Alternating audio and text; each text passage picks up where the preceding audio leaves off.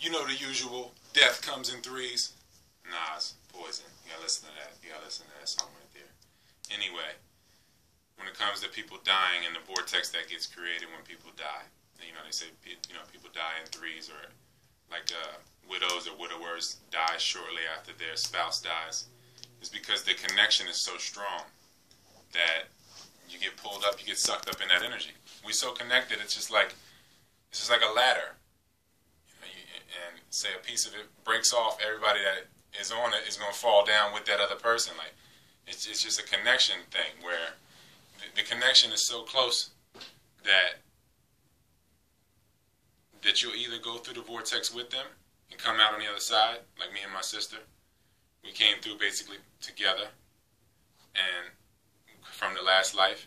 And it's just the same thing like when someone close to you does die and you still feel them because you were so close, and if you don't get pulled through the vortex, that you, or allow yourself to be pulled through, I should say, that when you get past the death and everything, you still feel them at some type of level, that you still feel that family member or whoever was close to you, that relative. And that's why people would say, death comes in threes or in combinations, because the connections between people, the synchronicity, and how people, like I had two of my friends die in a car accident in '06.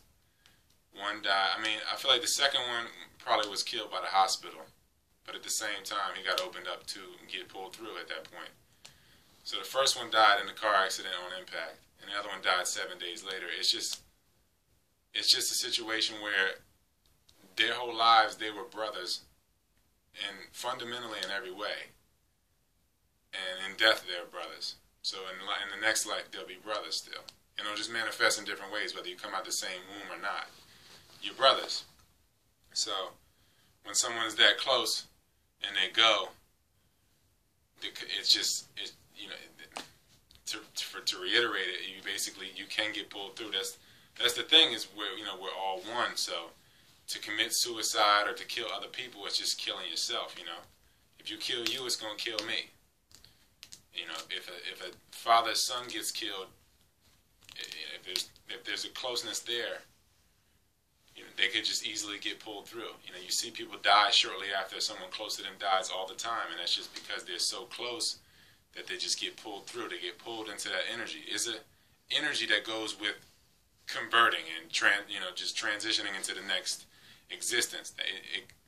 It is there. If somebody gets caught up in that energy, it's like that fast and it's over, and it's just like a portal being opened up, and you can get pulled right through it if you're not careful. So with that being said, it only takes one person to survive something to keep a bunch of people alive.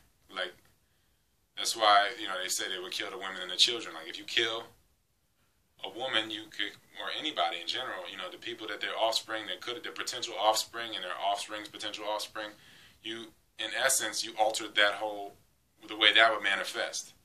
So it happens, it's both ways. If somebody survives something, or somebody, even the people that don't live righteously or live as righteous as they can, they might survive something, get triple bypassed or something like that, and it's just to teach more lessons to more people. They have no idea who they will meet. They feel like, I have nothing to live for, things like that. But you don't know who you're going to meet and touch in 20 years.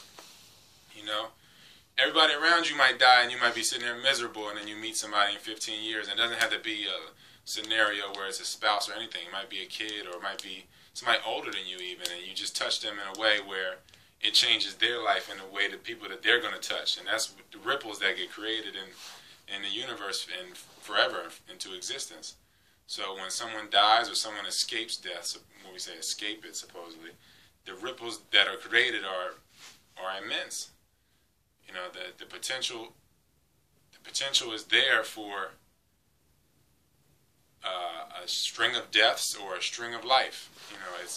It's that Shu and Tefnut, or yin and yang, all over again. It's always the duality of things when it comes to death coming in combination or life coming in combinations. Again, people are born, two conduits will come together, two parents, and then they have a bunch of kids in a short amount of time. They're pulling through a bunch of people that were close to each other in a lot of cases, not all cases.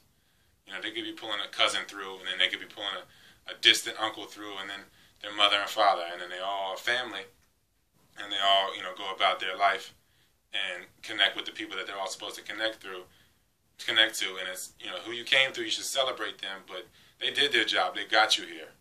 So at this point, it comes down to the energy you create and the karma that you create, you know, what you're going to put out to get back.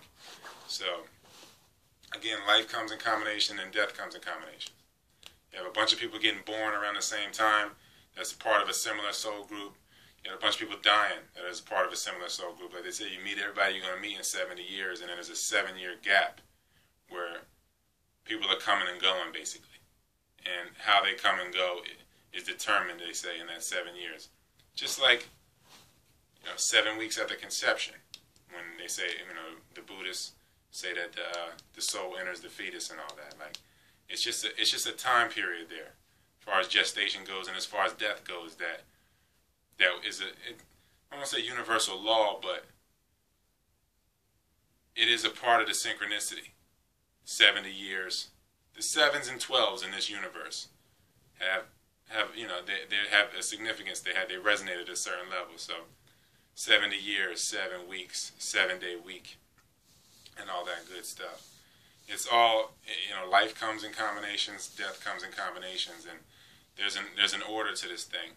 It's not haphazard. I mean, it may seem that way. It's just how you personally perceive it and where you are within you. You know, where your peace is within you, to where how you will perceive it, how you will feel these things are.